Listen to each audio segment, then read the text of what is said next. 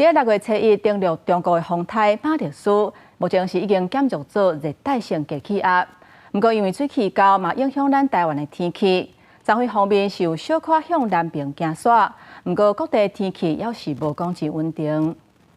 雨真大，新疆清轻变雨伞，毛雨真香。早起落大雨，台南市北门区南昆新大天府一度一淹水超过脚目。加在抽水机发挥作用了后，水才慢慢退去。黄山河方面阵营拄到热带性低气压，对流云系真旺，全台天气拢不稳定。苗栗以南地区还有花东，都还是容易会有明显的降雨，特别是在山区。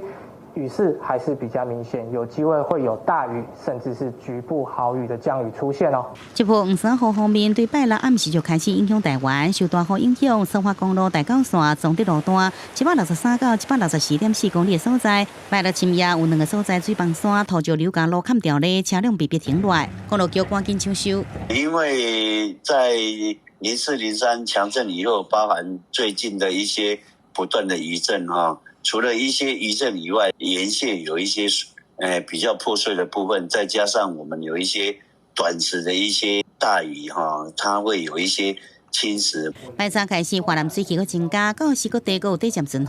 因为黄山河方面报道，经济部紧急应变小组提升为2级开设，天气关系政府启动抽水站甲抽水机，也呼吁民众非必要莫去山区或到海边这所在。